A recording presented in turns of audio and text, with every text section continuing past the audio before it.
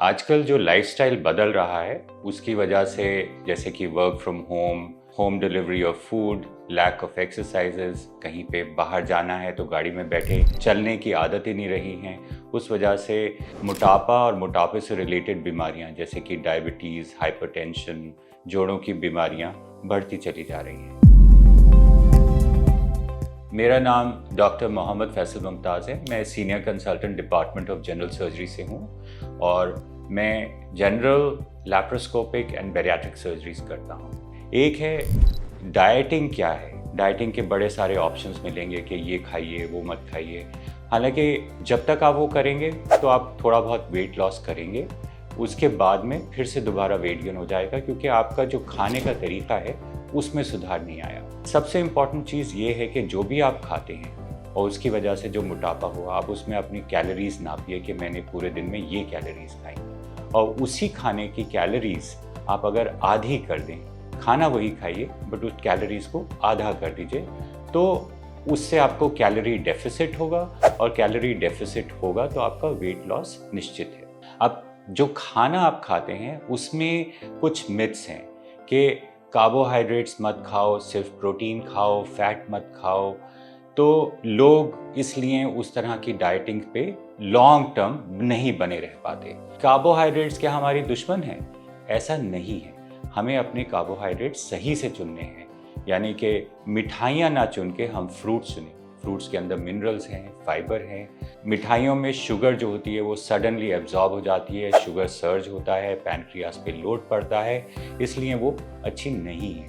हालांकि जो नेचर ने बना के दी हैं आपके लिए मिठाइयाँ, जो कि फ्रूट्स हैं, वो उसमें फाइबर होता है, उसमें मिनरल्स हैं, वाइटामिन्स हैं, जो कि आपकी बॉडी को ज़रूरत है। तो वो आप उस सही कार्बोहाइड्रेट्स चुनिए, कार्बोहाइड्रेट्स को ख़त्म ना करके सही कार्बोहाइड्रेट्स चुनिए। इसी तरह के क्या फ़ैट्स हमारे दुश्मन हैं? फ़ैट्स में भी हमें सही फ़ैट्स चुनना है। हमें फ़ैट्स वो चुनना है जो कि हमारी बॉडी को ज़रूरत है, एसेंशियल फैटी एसिड्स। बहुत लोग एवोकाडो कहेंगे, बट एवोकाडो ही ना हो के ऑलिव ऑयल है, हमारे ड्राई फ्रूट्स हैं, उसमें थोड़े अमाउंट्स, बहुत ज़्यादा नहीं, बट अपनी डाइट में थोड़े अमाउंट्स ड्राई फ्रूट्स का भी रख सकते हैं, ताकि आपको प्रॉपर फैट्स मिले। और प्रोटीन इंटेक तो आपका, हमारी जो हिंदुस्तानी डाइट है उसमें प्रोटीन इंटेक काफ़ी ख़राब है, और ख़ास तौर से वेजिटेरियन डाइट में और भी कम है।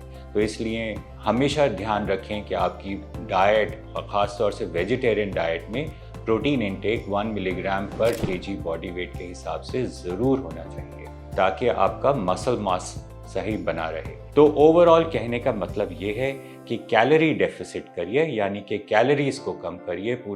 अगर आप पूरे दिन में 4000 खाते हैं तो आप उसको 2000 कर दीजिए, और फिर जब आपका वेट लॉस होना शुरू हो जाए फिर उसको और कम करिए।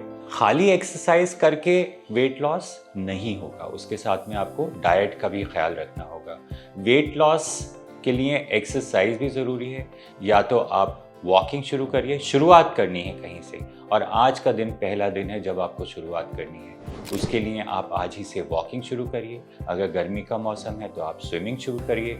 अगर आपके पास में जिम है तो आप जिमिंग से ज़रूरी नहीं है कि वेट लॉस हो। अगर आप जिम ज्वाइन करते हैं तो वहाँ पे जाके जितना भी वक्त गुजारें, फोकस करके वो एक्सरसाइज करें। बहुत ज़्यादा वज़न उठाने की ज़रूरत नहीं है, बट लाइट वेट से ट्रेनिंग लें, ताकि आपके मसल मास बढ़े, आपकी बोन हेल्थ इंप्रूव हो, और आपका स्लो बर्न हो, ताकि वो जो फैट है वो धीरे धीरे पूरे दिन में बर्न होता रहे। सिर्फ दौड़ने से नहीं बर्न होगा।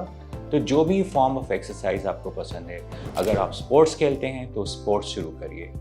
तो ओवरऑल एक संक्षिप्त में ये कहना चाहूँगा कि कैलोरी डेफिसिट करिए और कुछ एक्सरसाइज अपनी ज़िंदगी में इंट्रोड्यूस करिए, और अपने जो लाइफस्टाइल है, जो पुराने ज़माने में लोग मेहनत करते थे और उसी हिसाब से खाना खाते थे, उसको रखिए। ये नहीं कि सिर्फ खाना खाएं और मेहनत कम करें। सो दोनों को मिला के चलेंगे तो निश्चित रूप से आपका वेट लॉस होगा। धन्यवाद।